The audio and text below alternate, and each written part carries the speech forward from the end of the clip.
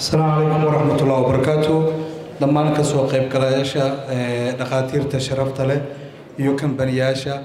وحاربا إنا كسلام سلامة الإسلام. السلام عليكم ورحمة الله وبركاته. هذه هذا يوم سنتين إنا وقت جاين قالي نوصل ورتا جوابي كنا ما أنت وقت جو عريريا يهول بدن ونويا لدرتة يدتكو وقت بدن فدي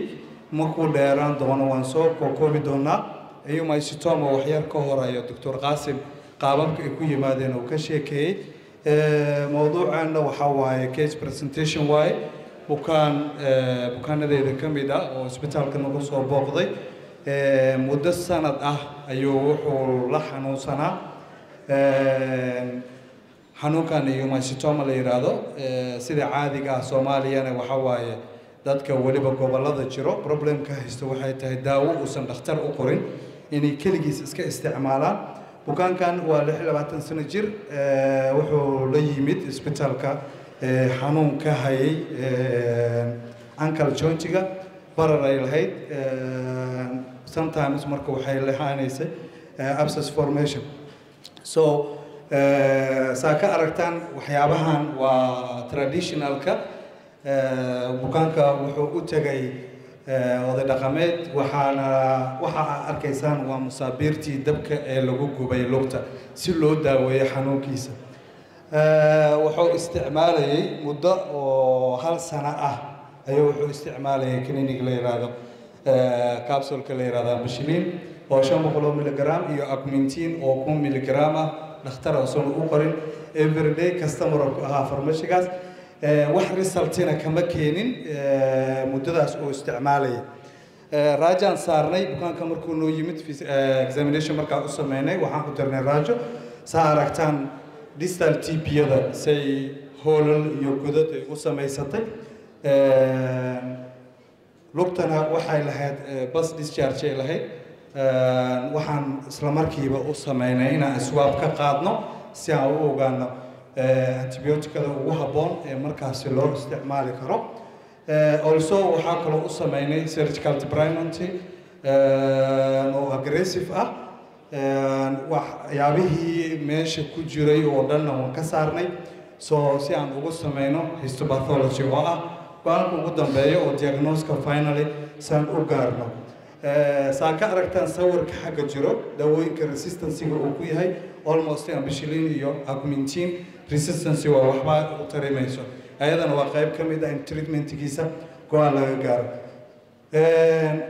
sawirkan saa ka aragtaan lafta markaan operationka ku sameynay aan furnay waxyaabahaasi waa waxyaabaha ay leedahay stomada oo black oo muuqdo corrigation fiican u sameynay waan dhaqnay waan nadiifinay also marka histopathology oo darnay go'aankeeda waan ka gaarnay waxaa noo cadaatay in bukaankani uu qabay ayagoo container ku jiro inta ay leegiin waa dareemi kartaa waxaas waa laftii oo burburtay inta saa ka arkaysaan god waayo so bukaanka in la xiro hore kagama socon karo waxaan u baahannahay inaan u sameyno external fixation saa sawirka saddexaadba ka aragtaan post operative x-ray-ga aan saarnay godkii clean waaye drainage ku jiro stable waaye bukaankii waxa waaye aad u fiican yahay follow up-kiisa bishii koowaad markuu noo yimid wound healing-kiisa aad u fiicnaa wax oo problem ama complication ama qabin x-ray-da la saaray wax recurrence ama aysan noo sameynin bishii labaad bukaanka markuu yimid aad u qanacsanaa post operative-ka x-ray-gana sidoo kale wax evidence ah oo recurrence mayna lahayn bishii saddexaad follow up-kaan u sameynayna dhiigagiisa dhan infection levelkiisa okay ahaayeen so maxaan siinayna intaas external fixation aan ugu xiran bukaankii waa debridement aggressive u sameynay antibiotic antifungal treatment waan u sameynay so after 4 months dhiiga ka qaadnay raajaa saarnay wax recurrence ma laha lugtiisa nadiif waaye mar labaad waxaa u sameynay qaliin labaad oo aan godkii ku nadiifinayno isla markaana aan ku xirayno internal fixation with bone graft oo waxaan u sameynay laf inaan meesha ku shubno internal fixation aan gelino saaraajada ka aragtaan internal fixation aan u sameynay markii oo bone graftiga aan gelinay halkaas 6 bil kadib lugta bukaanka sida ay tahay dhaawacii wax recurrence ma laha aadowna uu qanacsan yahay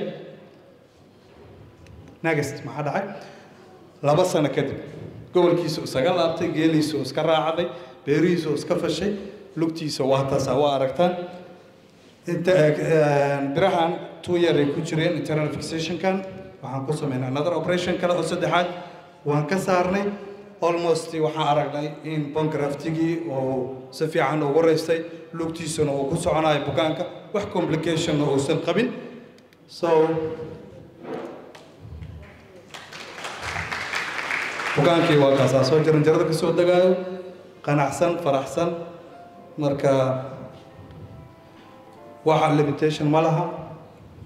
so aad iyo aad ay u maasantihiin waxaa waaye sharafi karameelo tan muhiimadana waxay tahay dadka inay ogaadaan wax badan oo dhaqaatiirta safaha ee Soomaaliya ay ku xallin karaan wadanka gudihiisa awalna banaanka loo aadi jiray waxaan rajaynaynaa sanadaha soo socda maadaama capacity-gan oo kor u soo kacay in laga maarmi doono aad iyo aad ay u maasantihiin